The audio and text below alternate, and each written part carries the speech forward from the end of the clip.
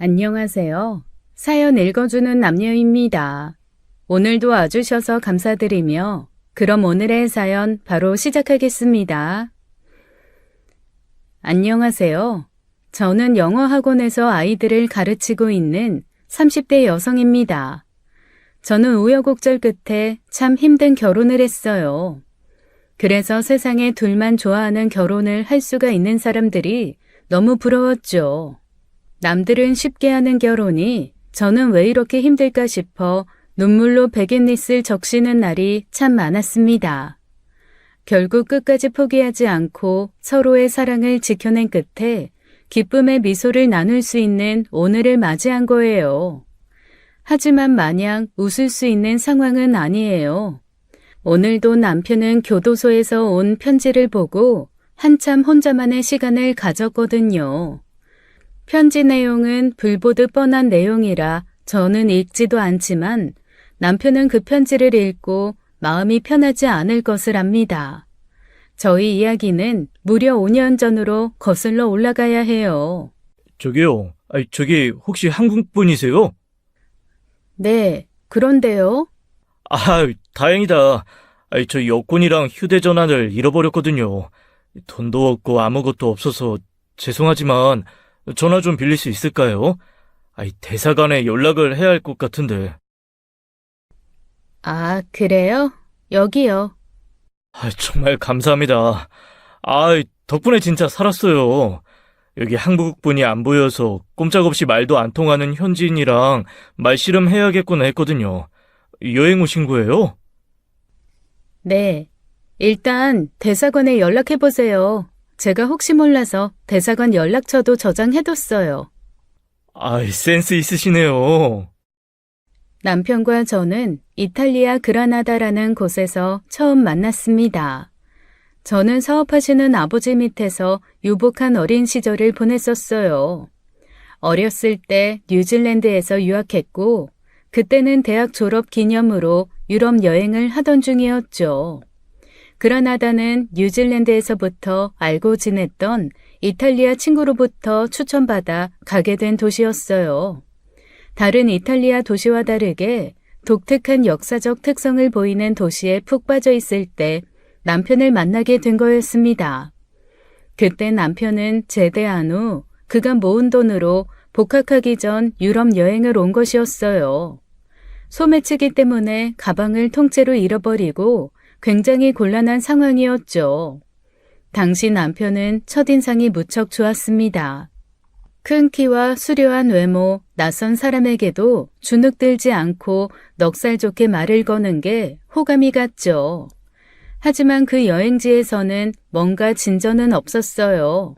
소매치기로 인해 계획했던 3주 여행을 2주 만에 마치고 급하게 돌아가야 했거든요. 고마워요. 한국 가면 제가 보답 좀 하고 싶은데 전화번호 좀 알려주시겠어요? 네? 안 그러셔도 되는데. 어떻게 그래요? 오늘 밤 묵을 수 있는 돈까지 빌려주시고, 그쪽 아니었으면 꼼짝없이 노숙자 신세였는데, 저 빚지고 사는 이상한 사람 아닙니다.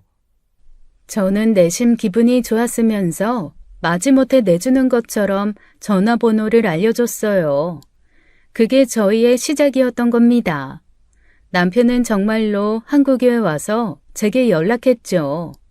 알고 보니 서로 학교가 멀지 않았고 자주 만나게 되면서 자연스레 연인이 된 거예요.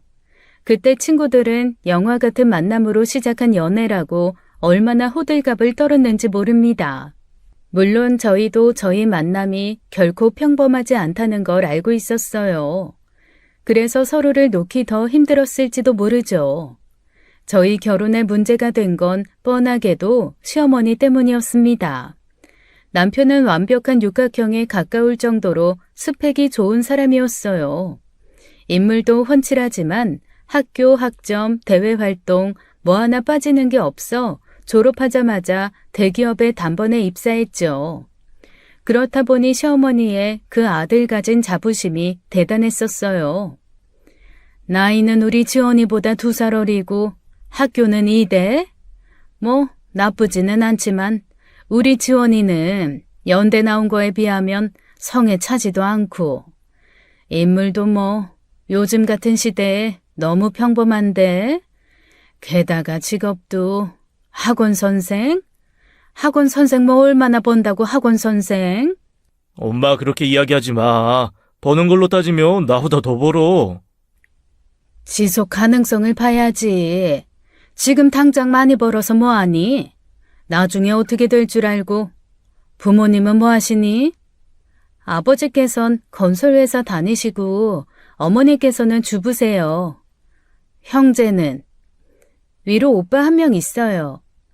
별 볼 일 없는 집안에 위로 오빠가 있으면 물려받을 재산도 없을 거고 그냥 적당히 연애나 하고 헤어져. 엄마, 아유, 사람 앞에 두고 무례하게 무슨 짓이야? 지원이 너는 아무나랑 결혼 못해. 엄마는 너 인생 아주 퍼펙트하게 완성시켜 줄 거야. 어떤 인생이 퍼펙트인지는 내가 결정해. 내 인생이잖아. 아, 민정이 나한테 그 누구보다도 완벽한 사람이고 지금 이 자리에서 그런 취급당할 여자 아니야. 당장 사과해. 내가? 내가 왜 사과를 하니? 귀한 아들 장가 보내는 거 따져서 보내겠다는데. 지원아, 나는 너 결혼 문제에 양보할 생각 눈꼽만큼도 없어. 그래도 네가 좋아하는 사람이면 좋겠다 싶어서 만나보긴 했다만 어쩜 이렇게 기대해서 어긋나질 않어? 전체적으로 부족하면 뭐 하나는 특출난 게 있어야 하는데 그런 게 없잖아. 나는 뭐 얼마나 대단하게. 이 사람 밝고 당차고 어디에서도 주눅들지 않는 그 성격 아무나 갖는 거 아니야. 이 사람이랑 있으면 항상 즐겁다고. 네가 어디가 어때서? 나는 TV에 나오는 연예인보다 네가 최고야. 누굴 갖다 놔도 너만 안에 본 적이 없다. 하여튼 난 이 결혼 절대 허락할 수 없으니까 네 아버지한테 이야기 꺼낼 생각도 하지 마. 반대하면 어쩌지, 저를 마음에 들어하지 않으면 어쩌지, 그런 불안은 있었지만 그렇게 대놓고 크게 반대할 거란 생각은 전혀 못했어요. 솔직히 말해 남자친구 어머니만 아니면 그 자리에서 당장 따져들고 싶을 만큼 무례한 사람이었죠. 남자친구 체면이 있어 잠자코 있었고 그렇게 문전박대 당하고 돌아오는 날 얼마나 속상했는지 모릅니다. 남자친구는 본인 어머니에게 크게 실망하며 제게 미안해했어요. 내 아들이 최고다 자부심인 부모 밑에서 자라 고등학교 때까지만 해도 정말 자기가 최고인 줄 알고 자랐답니다. 하지만 대학 생활과 군 생활을 통해 진짜 대단한 사람들을 만나게 되면서 생각이 많이 바뀌었다더라고요. 세상에 대단한 사람들이 얼마나 많은데 고장 나 가지고 최고라고 생각하는 우리 엄마 완전히 우물한 개구리야. 세상을 좀 더 넓게 보라고 하셔도 듣질 않어. 당장에 TV에 나오는 연예인들만 해도 나보다 더 잘난 사람들인데 어떻게 그 사람들보다 내가 더 잘났다고 생각하실까? 부모니까 그렇게 생각하실 수도 있지. 아, 미안해 민정아. 나도 엄마가 저 정도로 무례하게 나올 줄은 몰랐어. 내가 대신 사과할게. 괜찮아. 오빠가 사과할 일도 아닌데 뭐. 그럼 우리 결혼은... 우리 결혼은 어떻게든 해. 엄마 반대? 아, 그런 거 신경 쓰지 마. 우리가 아니면 누가 결혼을 해? 너 나 아닌 다른 사람이랑 결혼할 수 있어? 아니, 나도 못해. 너랑 결혼할 거 아니면 평생 혼자 살 거야. 남자친구는 어떻게든 결혼 허락을 받아내겠다고 믿고 맡겨달라고 했어요. 그때까지만 해도 어떻게든 결혼은 하게 되는 줄 알았습니다. 자식 이기는 부모 없다고 결국 허락해 주실 거라는 아니란 생각을 한 거죠. 하지만 어머님 반대는 생각보다 굉장히 거셌고 남자친구는 그것 때문에 힘들어 했었어요. 지금 생각해보면 시어머니 자리를 봐서라도 제 쪽에서 거절했어야 하는 결혼이었습니다.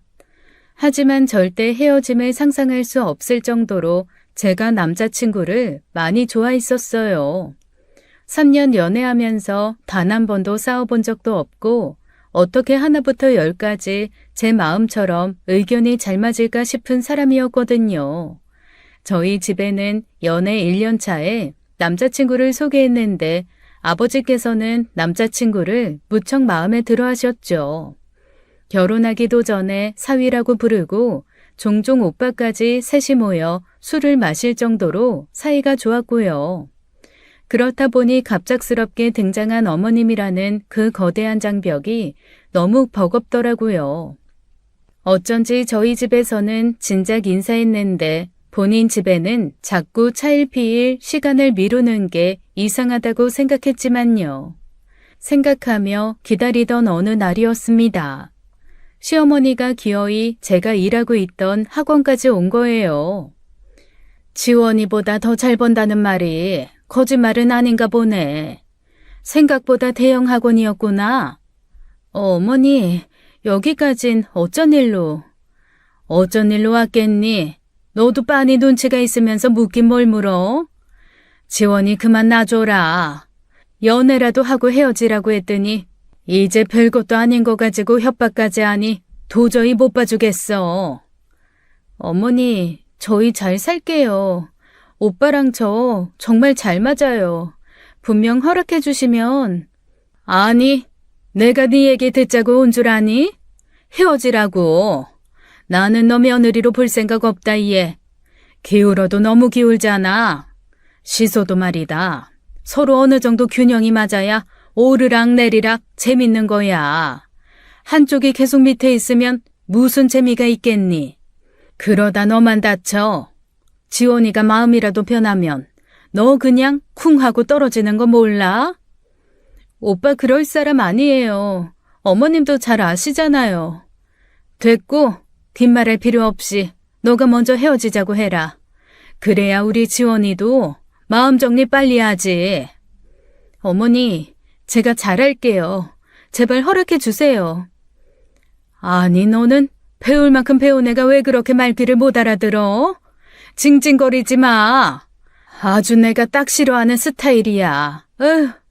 나는 우리 지원이 옆에 아주 완벽한 여자를 앉힐 거다. 어중하고 어줍잖은 며느리는 내 쪽에서 아주 사절이야. 어머님의 그 무례한 방문 이후 저는 그날 하루 강의도 완전히 망쳐버렸습니다. 퉁퉁 부은 눈으로 들어가 제가 무슨 말을 하는지도 모르게 강의했거든요. 그 일로 원장님과 면담하게 됐는데 그건 제가 그 학원에서 일한 일에 처음 있는 일이었어요. 학생 때 아르바이트부터 시작해 정식 강사로 일하기까지 늘 인정만 받던 제가 처음 한 실수였죠. 그래서 어느 정도 이해를 해주시고 넘어가셨지만 여러모로 제 마음도 많이 다친 일이었습니다. 저는 원래 할 말 다 하는 성격이에요. 어른이라고 무조건 굽히고 들어가지 않고 틀린 말이라고 생각하면 언제든 반기를 들 준비가 되어 있었어요. 하지만 결혼이라는 문제 앞에서 저는 한없이 을이었습니다. 을이라고 생각하니 말 한마디, 말 사이에 수만 번 쉬는 것조차 쉽지가 않더라고요. 처음엔 부모님이 아시면 속상해 하실까봐 숨기고 있었는데 그 일로 스트레스를 받게 되면서 몸에 문제가 생기자 저희 부모님께서도 아시게 되고 말았습니다. 밥도 제대로 못 먹고 한 달 만에 5kg이 단번에 빠질 정도로 마음고생을 했거든요. 지원이 너 마음 접으라. 민정이랑 헤어져. 아버님. 그래. 부모 마음으로 우리 민정이가 성에 안 차 반대할 수 있다. 그 반대 무릅쓰고 결혼할 생각이면 네가 더 적극적으로 나서야지. 어떻게 네 어머니가 민정이 학원까지 찾아오게 만들어? 죄송합니다. 꿈에도 몰랐어요. 엄마가 어떻게 민정이 학원을 알게 됐는지도. 어째됐든 다 네 책임이지. 너도 알 거다. 민정이랑 만나면서 내가 널 얼마나 예뻐했는지. 때로는 내 아들보다 귀하게 여겼어. 네가 뭐 내 눈에 100% 눈에 차서 그랬겠냐? 다 민정이가 널 좋아하는 마음이 느껴지니까 너 역시 민정이 잘 아끼고 보살필 자세가 되어 있다고 생각했으니까 그런 거야. 그런데 이게 뭐냐? 벌써부터 이런 문제로 속 썩이는 남자라면 내 딸 절대 못 준다. 어머니 결혼 허락 받지 못하면 그냥 안 하고 살게요. 부모님 허락 필요 없어요. 저는 민정이만 있으면 됩니다. 제발 헤어지란 말만 하지 마세요. 내가 뭐 때문에 내 딸을 그런 결혼을 시키냐?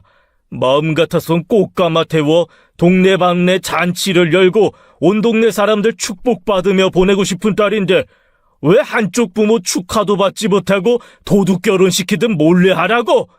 내가 왜 그래야 하는데? 아버지께서는 불같이 화를 내셨고 헤어지라고 딱 잘라 이야기했죠. 살면서 아버지가 제게도 그렇게 큰 화를 낸 적이 없습니다. 계속 만나려거든 일도 정리하고 집에 가둬두겠다고 으름장까지 놓으셨어요. 아빠가 왜 그러시는지 알잖아. 아빠가 너 얼마나 예뻐했니? 영택이는 아들이라고 좀 놔놓고 키웠어도 너는 얼마나 벌벌 떨면서 키웠는데 귀하게 키운 딸, 귀하게 여겨주는 집에 가서 귀하게만 살아도 모자란데 그렇게 험악한 꼴을 봤다고 하니 아빠가 얼마나 속상하겠어. 응. 아빠 울더라. 지원이 그렇게 보내고 자기도 얼마나 마음이 아팠겠니. 아빠가 울었어? 그러니까 민정아, 아빠 엄마 가슴에 못 박으면서까지 결혼하지 마. 지원이만 보면야 100번 1000번이고 결혼시키겠지만 시집자리가 그러면 아무리 남자가 제대로여도 참 고된 게 결혼 생활이야. 남자친구를 말도 못하게 사랑했지만 저는 부모님 말을 어기면서까지 그 사랑을 지킬 수는 없었습니다. 제가 부모님께 얼마나 많은 사랑을 받고 자랐는데요. 살면서 제게 해가 되는 일은 단 한 번도 하지 않으셨고 늘 제게 보탬이 되는 일만 해주셨기에 부모님 말씀을 거스를 수 없었습니다. 그래서 전 먼저 남자친구에게 이별을 고했고 서럽게 울며 안 된다고 붙잡는 남자친구에게 매정하게 등을 돌려야 했어요. 그 후로 1년을 거의 폐인처럼 살았어요. 이별이 뭐라고 부모님 속 타들어가는 것도 못 보고 그저 저만 힘들게 살았죠. 휴직 후 비로소 음식의 맛도 알 것 같고 계절의 변화도 눈에 들어올 때쯤 복직을 준비하기 위해 나갔다가 학원 근처에서 서성이고 있던 남자친구를 만나게 된 겁니다. 둘 다 누가 먼저랄 것도 없이 서로를 바라보며 한동안 아무 말도 하지 못했어요. 그러다 가까운 카페에 가서 안부를 묻게 되었는데 저희는 본능적으로 알 수 있었죠. 지난 1년간 서로를 잊은 적이 단 한순간도 없다는 것을요. 남자친구가 먼저 이야기를 꺼내더라고요. 그때 일 이후로 독립해서 혼자 살고 있어. 집에는 뭐 가끔 가고 엄마도 내가 어디에서 사는지는 몰라. 너랑 사는 거 아니냐고 한동안 닥달을 했었는데 내 꼴을 보니 그런 건 아닌 것 같다면서 이젠 가끔 연락만 하셔. 그렇구나. 민정아, 너무 염치 없는 이야기인 거 알겠는데 한 번만 더 기회를 주면 안 될까? 나 너 잊은 적이 없어. 너 아니면 연애도 결혼도 아무것도 못해. 하지만 결국 똑같은 결과가 기다릴 텐데 어머님은 나 반기지 않으실 거고 우리 부모님은 부모 반대하는 결혼 안 시킬 거고. 그냥 같이 있자. 결혼 못하더라도 그냥 같이 있으면 안 돼? 느닷없는 남자친구의 눈물에 저도 견디지 못하고 무너지고 말았어요.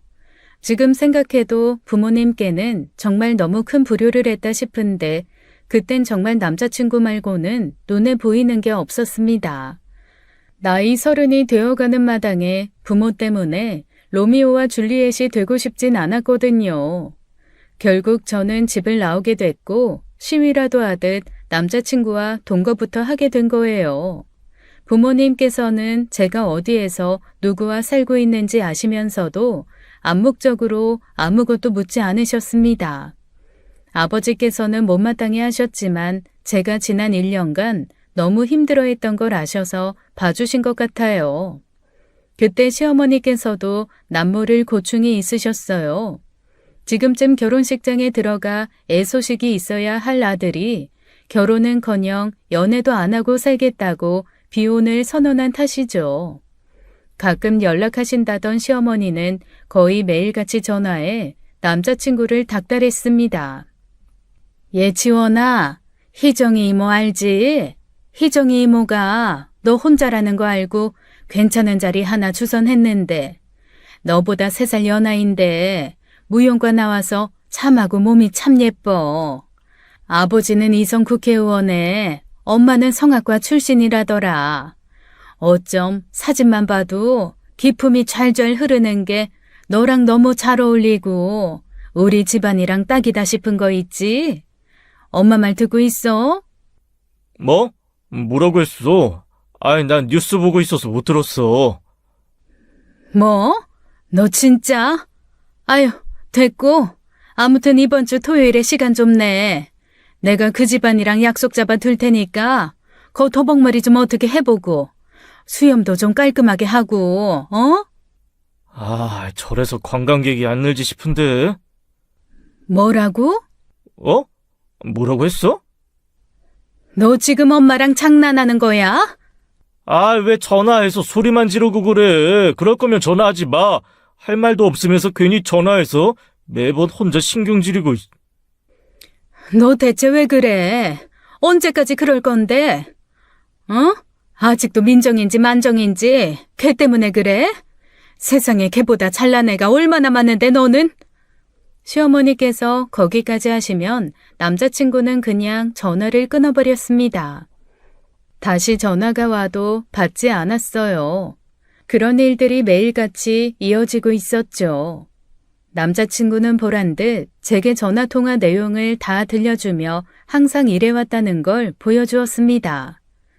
그래도 많이 유연해졌네.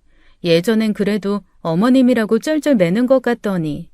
너랑 헤어지고 나니까 다 의미가 없더라.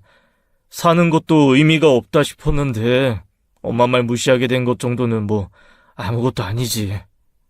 결국 허락해 주시는 날이 올까? 허락 안 하면 뭐 평생 그 잘난 아들 홀로 늙어가는 거 지켜봐야 하는데 허락하시겠지.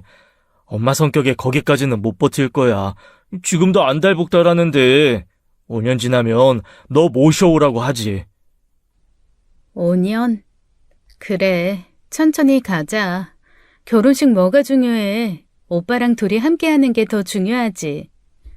서로 떨어져 있는 시간을 보내다 보니 그저 함께하는 시간이 소중하다는 걸 알았어요. 그래서 욕심이 없었습니다. 평생 허락하지 않으셔도 상관없다고 생각할 정도로요. 결국 어머니께서는 아드님을 이기지 못하셨고 시간에 패배하셨어요. 3년까지도 걸리지 않았어요. 그 후로 1년, 그러니까 총 2년 만에 어머님은 백기를 드신 겁니다. 거기에는 시아버님 공이 컸어요. 돌연 독립을 선언한 아들이 어느 순간부터 집에 자주 오지도 않고 딴 사람이 된 것처럼 굴었으니 이상하다 한 거죠. 남편이 제 이야기를 꺼냈고 시아버지께서는 뭐가 문제냐며 시어머니를 잡았던 거예요. 아버님의 허락이 떨어져서 인사를 드리러 갔을 때 어머니는 저를 가자미 눈으로 흘겨보셨죠. 그럼 그렇지. 내가 이상하다 했어. 요즘 들어 얼굴에 살이 오르는 게 이유가 있다 싶었지. 너는 차만큼하다. 헤어졌다더니 뒤에서 또 지원이 만나고 있었던 거야? 엄마, 미리 이야기하는데 선 넘지 마. 민정이 나만 믿고 이 자리에 온 거야. 민정이한테 2번 다시 상처 주는 일 없어야 해. 엄마 그 자랑인 아들이랑 척지고 살고 싶지 않으면. 너 나 협박하니? 너 내 아들이야. 내 속에서 나온 내 아들. 아들 키워봤자 다른 년들만 좋은 일이지. 순 헛고생이지 헛고생이야. 당신 지금 뭐라고 했어? 혼잣말이에요, 혼잣말. 혼잣말도 못하나? 아, 지금 상스러운 소리 안 했어? 잘못 들었겠지. 내가 무슨 상스러운 소리를 해요? 그때 저도 어머님이 하시는 말씀을 분명히 듣긴 했지만 시아버지도 남편도 제 편이라는 생각에 그냥 넘어간 거였어요. 남자친구는 확실히 전과 달랐고 강단 있는 모습으로 저를 안심시켜 주었죠. 그 뒤로는 비교적 순탄한 과정이었습니다. 2년 동안 멈춰 있었던 것만큼 속도감 있게 준비가 되었죠. 그리고 상견례 날 어머니께서 드디어 활짝 웃게 되는 일이 생겼어요. 아시겠지만 우리 지원이가 한 인물 해요. 학교 다닐 때도 그 뭐지? 길거리 캐스팅? 몇 번을 당했는지 아주 학업에 지장이 갈 정도였다니까요. 그때요. 내가 연예인 되라고 허락만 했잖아요. 아유, 지금 이 자리에 우리 아들 없습니다. 배용준처럼 대궐 같은 집을 지어놓고 살겠죠. 무슨 그런 쓸데기 없는 소리를 하고 있어? 아유, 신경 쓰지 마십시오, 사돈. 이 사람이 이렇게 쉰소리를 자주 합니다. 애들 결혼에 문제되지 않게 제가 잘 단돌이 할 테니 걱정하지 마세요. 예, 바깥 사돈께서 그렇게 말씀해 주시니 한시름 놓습니다. 그나저나 집은 어떻게 하실 건지 여쭤봐도 되겠습니까? 안사돈 말씀 듣자 하니 대단한 사위분이라 집은 마련이 되어 있을 것 같은데. 얘 나이가 몇인데 집을 마련해요? 지금 서울 집값이 얼만데. 지금 살던 투룸에서 시작하다가 둘이 모아서 옮겨야죠. 혹시 사돈께서 보탬이 되실 수도. 면목이 없습니다, 사돈. 저희가 그렇게 넉넉하게 산 건 아니라 애들 결혼에 큰돈 보태기는 좀 어렵네요. 그럼 잘 됐네요. 집은 저희 쪽에서 마련하는 걸로 하겠습니다. 민정이 학원 있는 쪽으로 전세 내준 집이 있는데 때마침 그 집이 비워질 예정이라서요. 둘이 가서 살면 되겠다 싶었습니다. 예? 민정이 학원 쪽이면 대치동이요? 지금 강남에 애들 집을 해주시겠다는 겁니까? 엄밀히 말하면 민정이한테 증여가 될 집이긴 한데 사람 일이 어떻게 될지 모르니 당장은 제 명의로 그대로 가지고 있다가 넘겨줄 생각인데요. 어떻게 강남에 집이?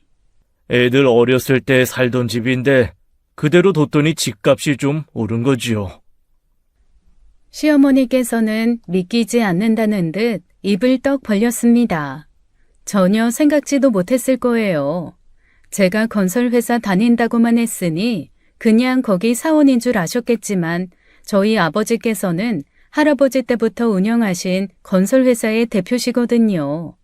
대한민국에서 내노라 하는 큰 건설회사는 아니지만 줄곧 대기업 회사들의 하청받아 쉬지 않고 일을 하는 회사거든요. 재벌급은 아니지만 솔직히 일하지 않고도 살 수 있을 만한 재력을 갖추고 있었어요. 그 사실을 미리 말씀드리지 않은 건 아버지의 철학 때문이셨습니다. 결국 저 하나만 보고 그렇게 반대하시던 분이 집안 보고 허락하시는 건 진짜 허락이 아니었으니까요.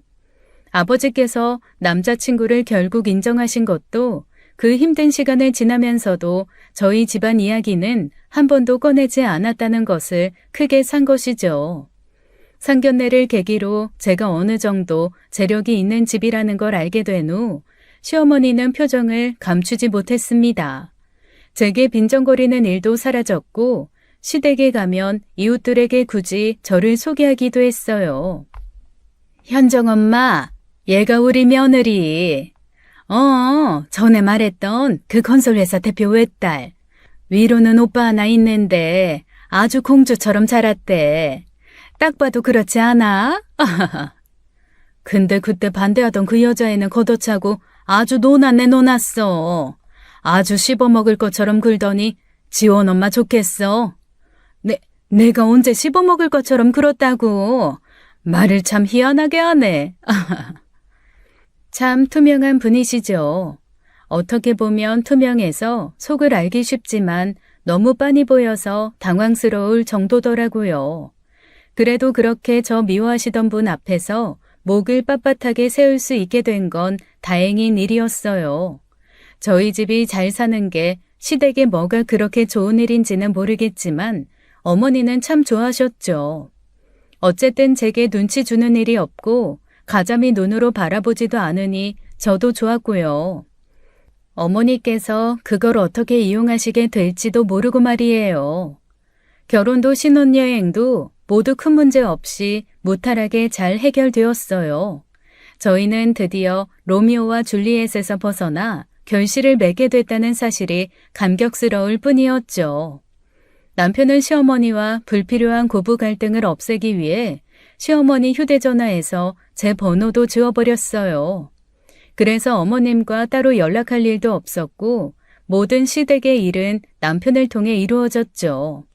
그래서인지 어머님과 부딪힐 일이 없긴 했는데 저희가 생각지도 못한 방향으로 문제가 생겼습니다. 지원아, 이번 주말에 사돈 시간 되는지 좀 물어봐라. 왜 또? 2주 전에 엄마가 시간 좀 내달라고 해서 식사했잖아. 할 말 있다고 해서 모신 건데 엄마가 별말 안 해서 내가 얼마나 민망했는 줄 알아? 사돈끼리 만나서 좋은 시간 보내고 추억 쌓겠다는 건데 뭐가 문제야? 그러니까 그냥 사돈 전화번호를 달라고. 그럼 귀찮게 너한테 연락할 일도 없는데 왜 전화번호 교환도 못하게 해? 사돈끼리 자주 만나서 좋을 거 하나 없어. 불만 생겨도 제대로 말도 못하고 자식들 얼굴이 있으니 얼마나 불편한 사이야? 그것도 사람에 따라 다른 거지. 내가 뭐 사돈 불편하게 하든? 사돈이랑 자주 만나는 것 자체가 불편한 거지.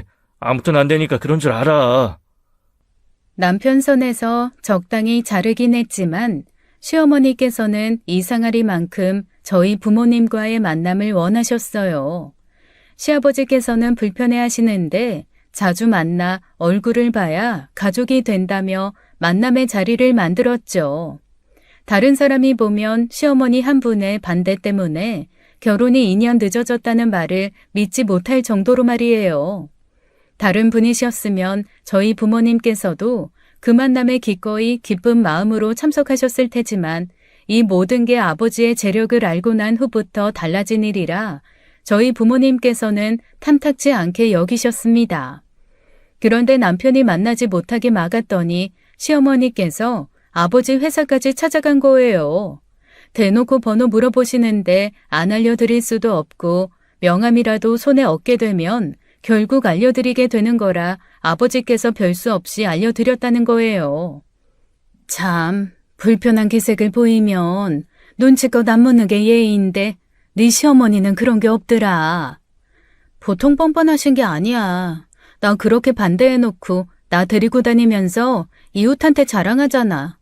처음엔 내가 2년 전 그 사람 아닌 줄 아는 이웃도 이제 내가 그 사람인 거 알고 표정 관리도 못하더라. 그동안 나를 얼마나 씹어댔겠어. 그러니 기가 안 차? 아유, 전화번호 가져가자마자 그날 저녁에 연락 와서 주말에 약속 잡더라. 네 아버지가 선약이 있어서 힘들다고 했더니 이번엔 되는 시간 잡아달라고 맞추겠다고 하는데 너무 곤란해. 내가 오빠한테 얘기해볼게. 너무 신경 쓰지 마. 그때까지만 해도 남편 선에서 정리를 하면 되는 문제인 줄만 알았습니다. 그런데 남편이 아무리 하지 말라고 해도 소용이 없더라고요. 마치 무지막지하게 말을 듣지 않는 어린아이를 보는 것 같았어요. 결국 시어머니 성화에 저희 부모님은 원치 않는 만남을 몇 번 가지셨고 그럴 때마다 엄마는 언짢아진 기분으로 제게 연락을 했습니다. 특히 엄마를 크게 불편하게 하는 건 시어머니께서 엄마한테 물건을 빌려달라고 하는 것이었어요. 네 시어머니는 옷이 없다니? 왜 자꾸 나만 보면 옷타령인지 모르겠어. 또 그래? 엄마 보고 또 옷 빌려달래? 그래. 이번에 입고 나간 분홍색 스커트. 명품도 아닌데 백화점에서 산 거 아니냐며. 색이 자기한테 잘 맞을 것 같은데 모임 갈 때 입고 싶다고 좀 빌려달라는 거야. 아유, 내가 뭐 대단히 비싼 옷이면 또 모르고 대단한 자리 가는 거면 몰라.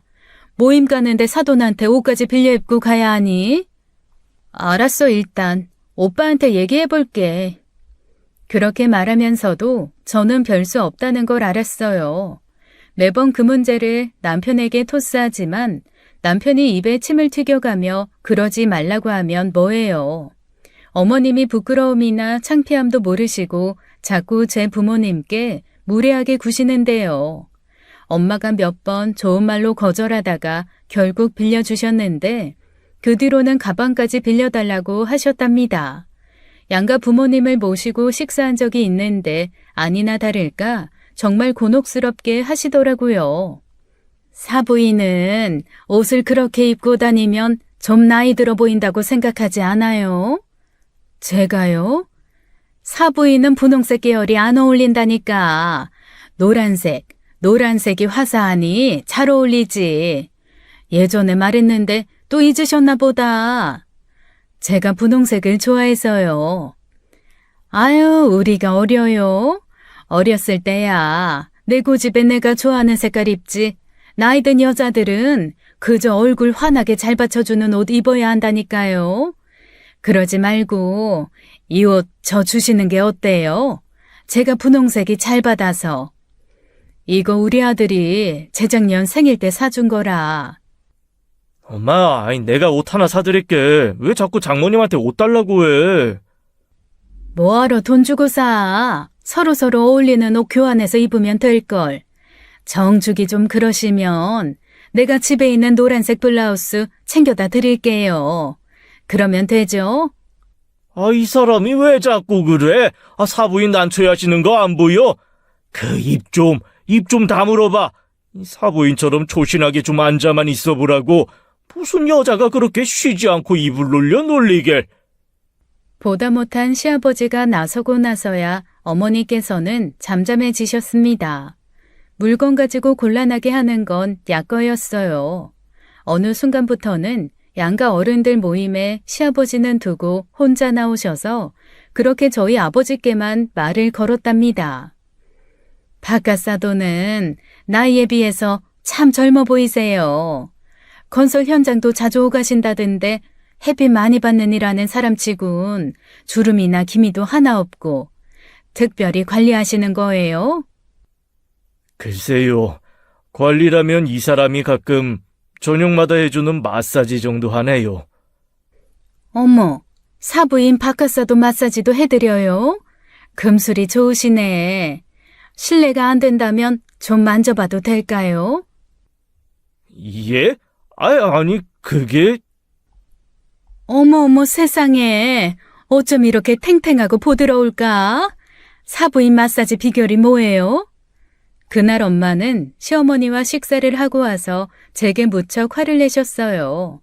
피부가 좋아 보인다며 아빠 얼굴을 만지는 건 몸 만지는 것에 비하면 아무것도 아니었답니다.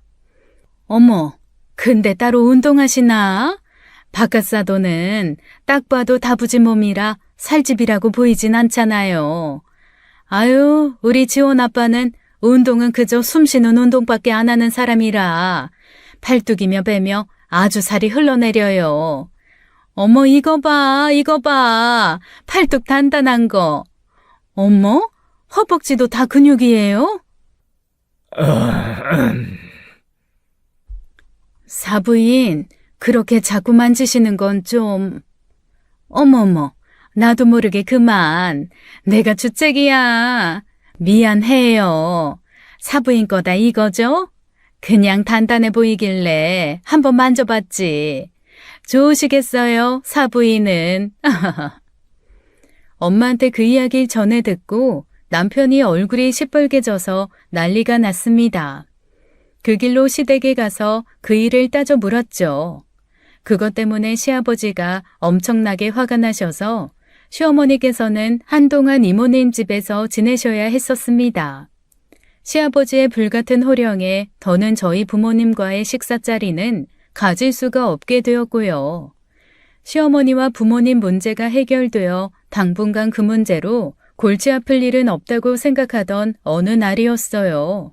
백화점에 갔다가 우연히 고등학교 때 동창 어머니를 만나게 된 거예요. 제가 학교 다닐 때는 저희 엄마와도 자주 연락하시던 분인데 저희가 대학 가면서 연락이 뜸해진 분이었죠. 너무 오랜만이라서 반가운 마음에 환하게 웃으며 인사를 드렸는데 그분이 뜻밖의 질문을 하시는 겁니다. 혜정이한테 너 결혼했다는 소식은 들었어. 잘 살지? 내 어머니 혜정이가 미국에 있어서 못 온다고 나중에 밥 한번 먹자고 하더라고요. 얼른 들어오라니까 거기가 좋은지 들어올 생각을 안 하더라. 민정이 너처럼 빨리 결혼해야 하는데. 아참, 그나저나 민정아, 부모님 이혼하셨어? 네? 아니요. 갑자기 왜요? 안 했다고? 어머, 이상하네.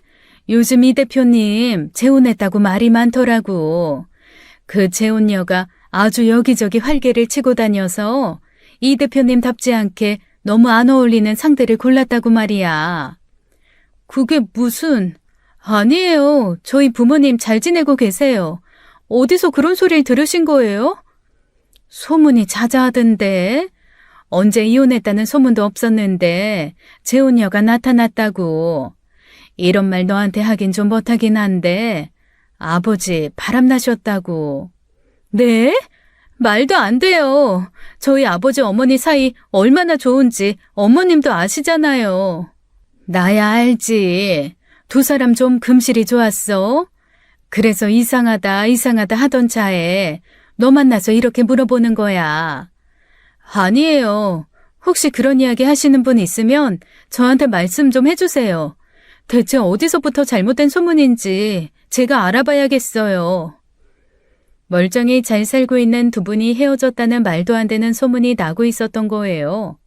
저는 바로 이 사실을 부모님께 전달해 드렸는데 놀랍게도 두 분도 다 알고 계셨더라고요. 언제부턴가 안부를 묻는 지인들이 늘었고 직접적으로 왜 이혼했냐는 연락도 받았다고요. 대체 어디서 그런 소문이 났는지 모르겠어. 아니라고 해명하는 것도 한두 번이지. 이젠 아니 땐 굴뚝에 연기가 나겠냐고 그랬다는 거야. 아니 그런 말도 안 되는 소문이 날 이유가 없잖아. 남들 앞에서 싸우기라도 했어? 아휴, 우리가 뭐 언제 너네 앞에서라도 큰 소리 내고 싸우는 거 봤어? 엄마도 아빠도 소리 높이는 게 스트레스인데. 더군다나 아빠는 회사에서 소리 높이는 것도 싫어하잖아. 그럼 대체 왜 그런 이상한 소문이 나느냔 말이야. 엄마도 아빠도 그 소문의 출처를 알지 못했습니다. 그런데 엉뚱하게도 제가 먼저 그 소문의 출처를 알아내게 된 거예요. 친구 어머님으로부터 연락이 온 것이죠. 친구 어머님은 제게 아빠 재혼녀 행세하고 다니는 사람이라며 사진을 보내주셨는데 그 인물이 다름 아닌 시어머니인 거예요. 저는 너무 기가 막혀서 바로 남편에게 그 사실을 알렸고 남편과 저는 시어머니를 만나러 갔습니다. 빙빙 돌려 말하지 않고 단도직입적으로 물었어요. 엄마, 이거 대체 어떻게 된 거야? 엄마가 장인어른 재혼녀라고 소문이 났다던데 엄마가 장인어른 재혼녀 행세하고 다닌 게 맞아? 뭐? 아유, 내가 뭐 언제 그랬다고 그래? 그 여자들 참 웃기는 여자들이네. 얼렁뚱땅 넘기지 말고 똑바로 말해. 지금 이상한 소문이 나서 장인어른이랑 장모님 얼마나 곤란하신지 알아? 나는 내 입으로 그런 적 없어. 그냥 좀 오해가 있었던 거지. 시어머니께서는 계속 어물쩍 넘기려고 하시더라고요. 남편이 큰 소리로 화를 내며 다그치자 하시는 말이 정말 가관이었어요. 저희 엄마랑 몇 번 어울리다 보니 있는 집 사모들은 어떻게 하고 다닌다 하는 걸 눈으로 배웠다는 거예요. 그래서 소개받은 모임에서 있는 척 좀 하다 보니 저희 아빠 회사가 며느리 친정이다 하고 이야기한다는 걸 우리 집이라고 했다는 겁니다. 그 말이 와전된 거지 자기는 거짓말한 적 없다고 잡아 떼더라고요. 그러면서 본인은 끝까지 잘못한 게 없다고 우기는 겁니다. 그냥 어쩌다 보니 생긴 일 가지고 무슨 대단한 잘못이라도 한 것처럼 여기까지 찾아와서 사람 무안을 주니? 어머니, 어쩌다 생긴 일 정도가 아니라 저희 부모님 명예가 훼손된 일이에요.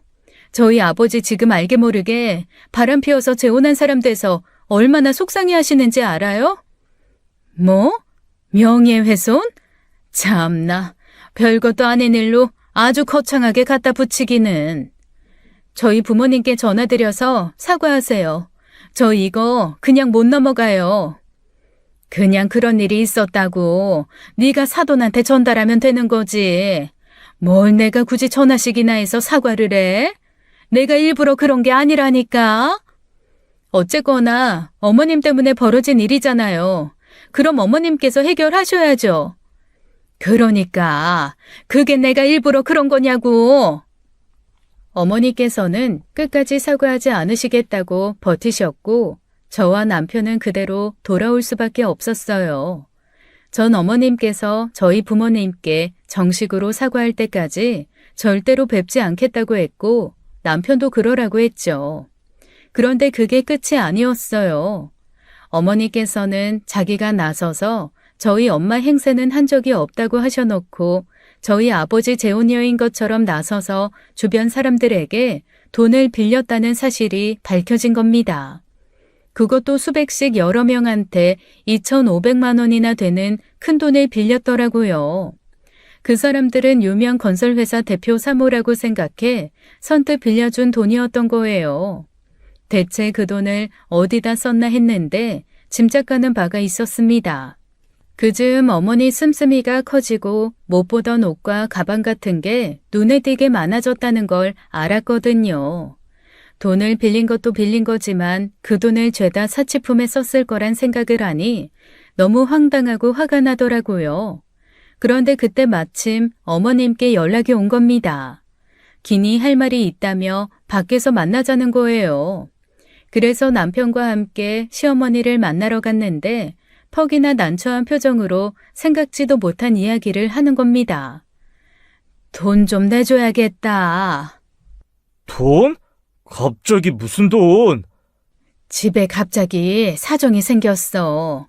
아버지가 엄한데 잘못 투자하는 바람에 큰 빚을 지게 됐는데 우리 형편엔 너무 힘들어서 그래. 그러니 좀 도와다오. 아빠가? 아니, 아빠가 어디 허튼데 돈 쓰고 투자할 사람이야?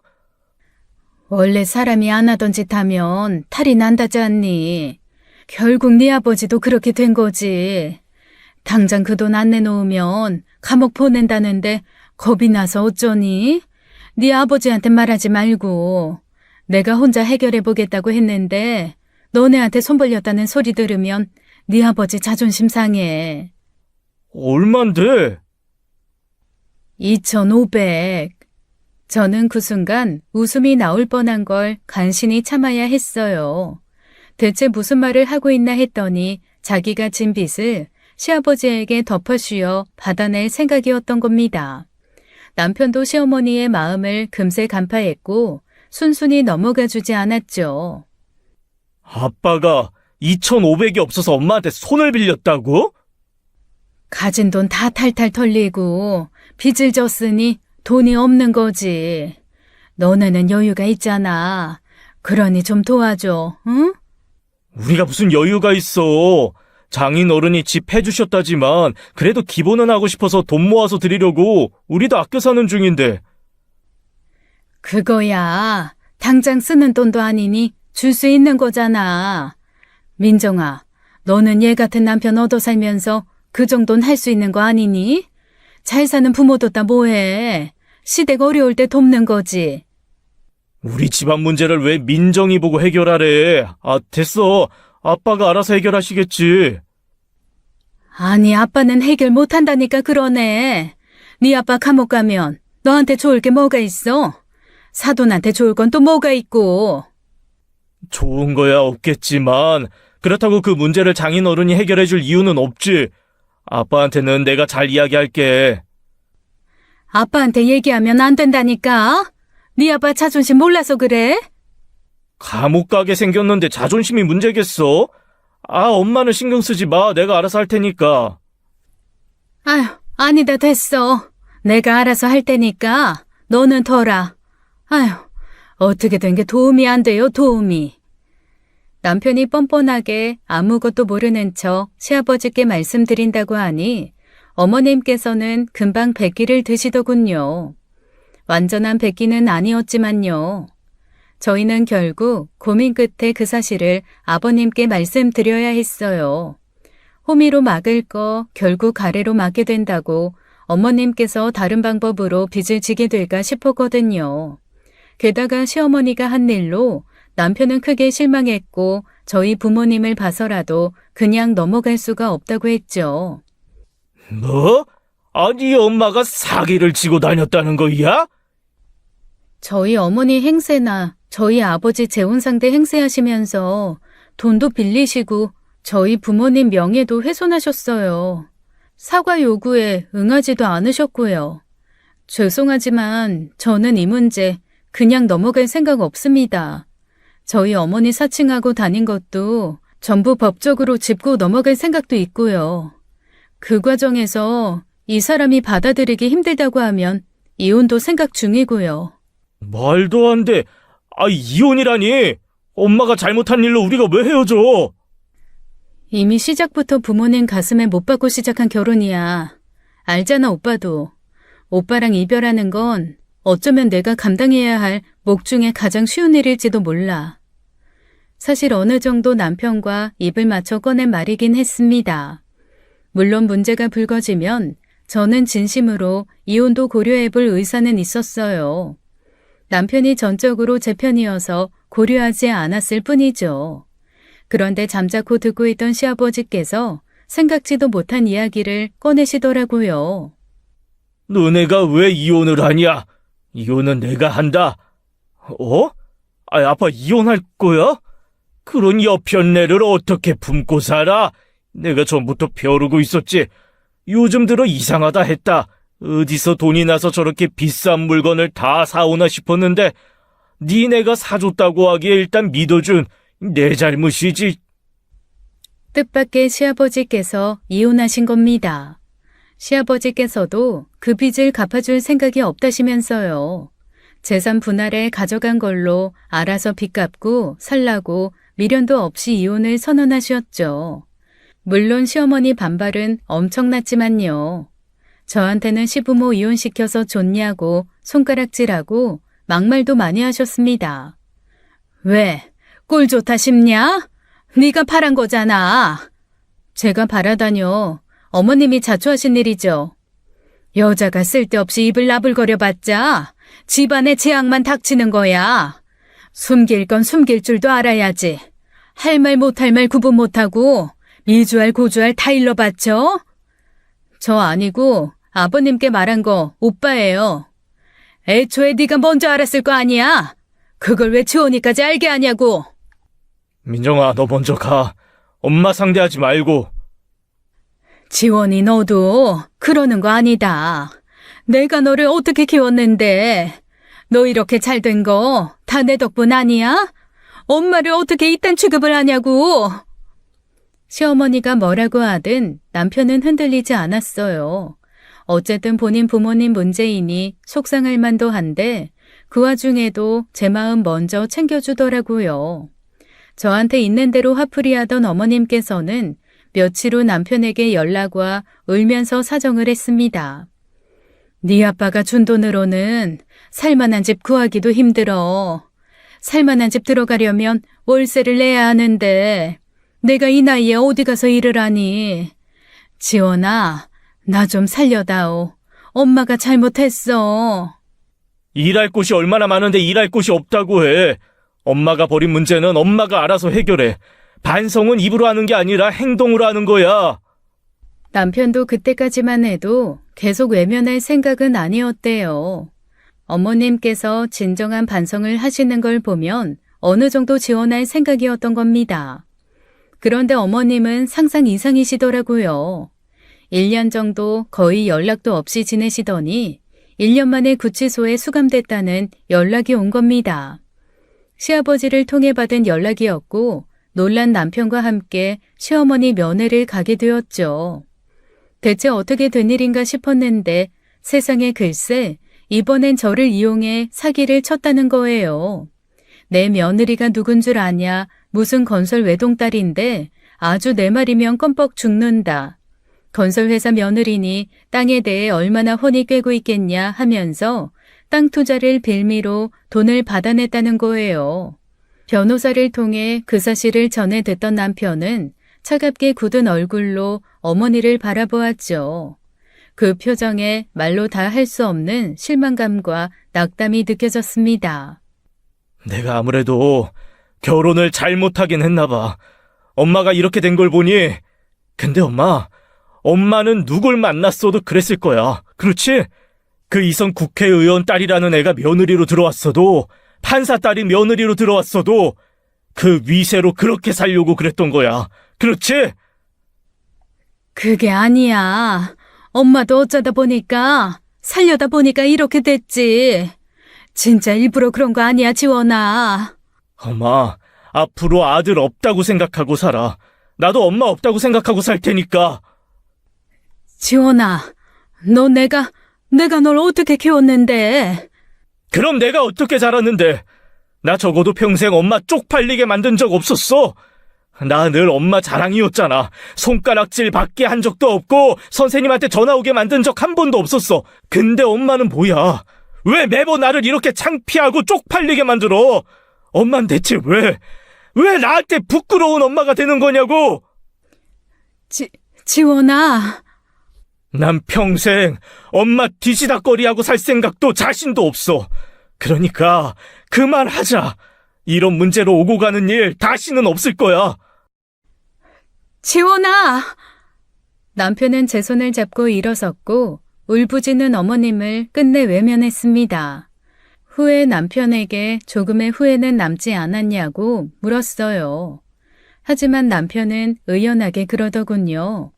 후회라는 게 뭐 대단한 건 아니라고, 후회가 있어도 어쩌겠냐고, 손 쓸 수 없는 일로 가슴앓이 하는 것보다 후회 좀 남기고 사는 게 더 속 편한 거라면서요. 결국 시어머니는 사기로 징역살이를 하게 되었습니다. 대체 어디서부터 어떻게 잘못 꼬인 건지 실타래를 풀어보려고 해도 풀어지지 않더라고요. 저희 부모님께서는 그 이후로 그 이야기를 입에 담지 않으세요. 제 남편을 생각해 그러시는 거겠죠.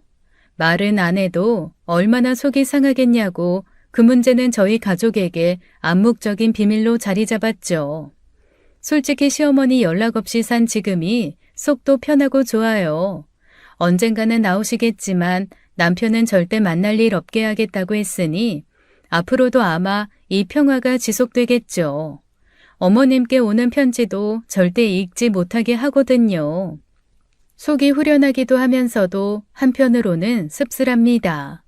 사람의 욕심이 평범한 사람의 인생을 어떻게 한순간에 망칠 수 있는지 너무 잘 알게 됐거든요. 지금까지 사연 읽어주는 남녀였습니다. 끝까지 시청해주신 여러분 감사드리며 저희는 다음 사연으로 돌아올게요. 감사합니다.